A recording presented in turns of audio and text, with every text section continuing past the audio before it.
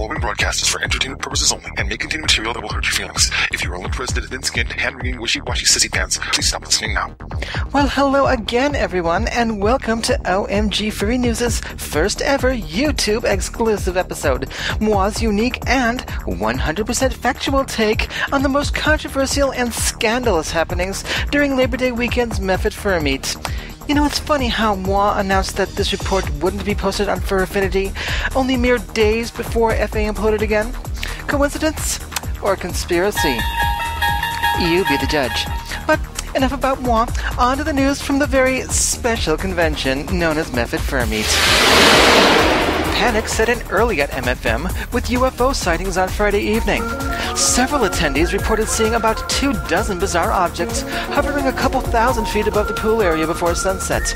Paranormal investigators were called onto the scene, and within moments, the mystery was solved.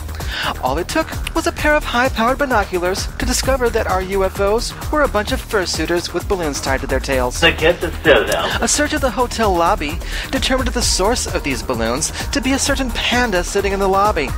Several inflatable orbs, similar to the ones retrieved from the floating fursuiters, were spotted tied to the armrests of the sofa on which he was seated. However, for some reason, both said panda and said sofa were firmly planted on the ground.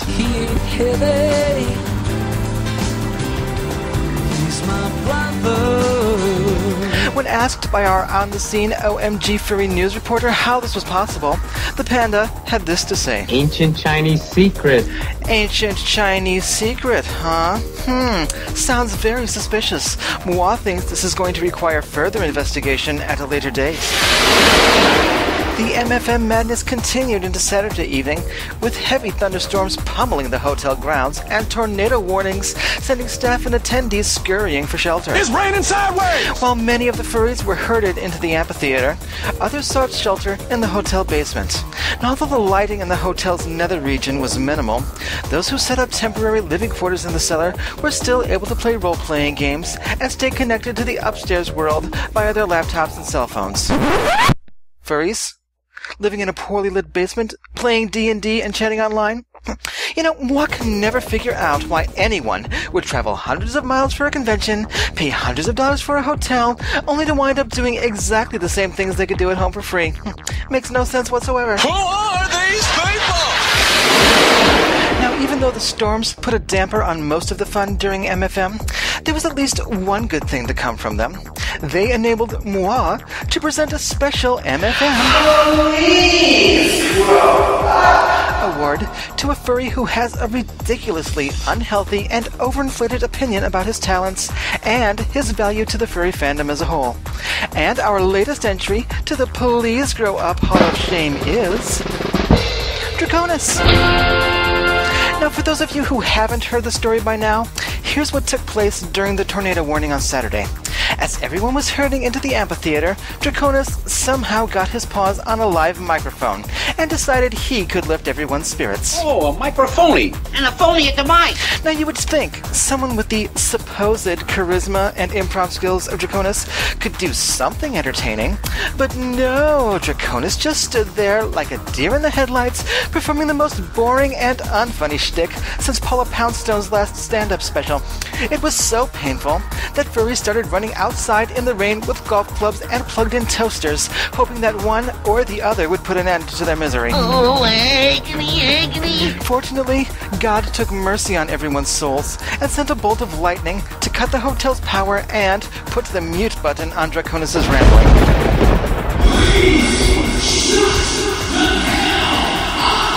But Draconis still didn't get the hint, because he still held onto the microphone and still kept talking. Never give up, do you? Thankfully, before the entire convention had to be put on suicide watch, Rhubarb Bear and Furball 2K stepped in to truly keep the crowd entertained. And there was much rejoicing. So Draconis, how come you haven't learned your lesson yet?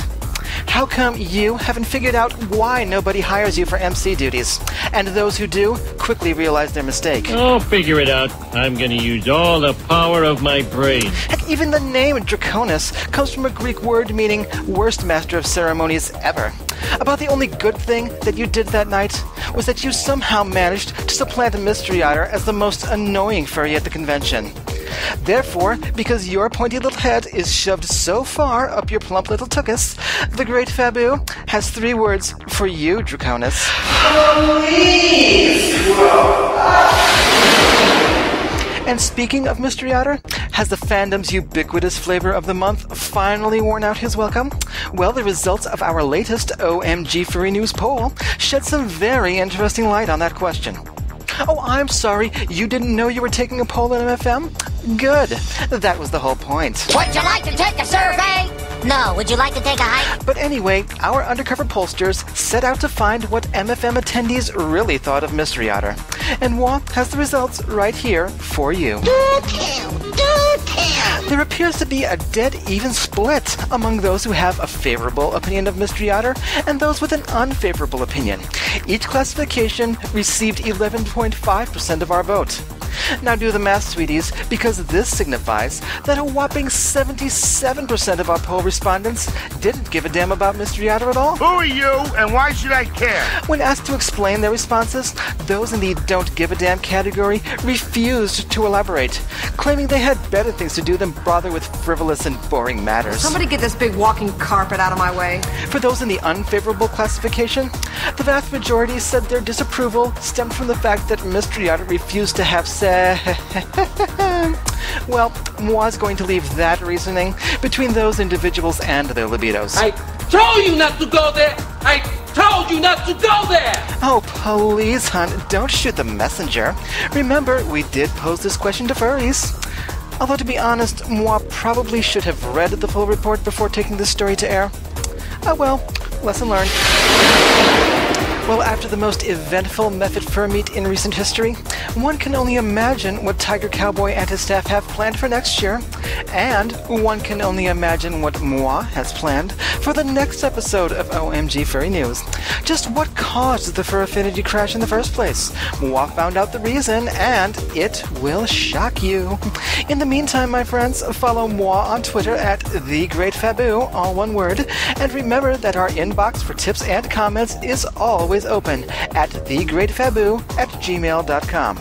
So all of you take real good care of yourselves and each other, and until we meet again, this is you-know-who, The Great Faboo, saying mwah, toodaloo. The views and opinions expressed by the Great Faboo do not necessarily reflect those of this hosting site, its staff, its employees, or its advertisers. Any resemblance to the truth is purely coincidental.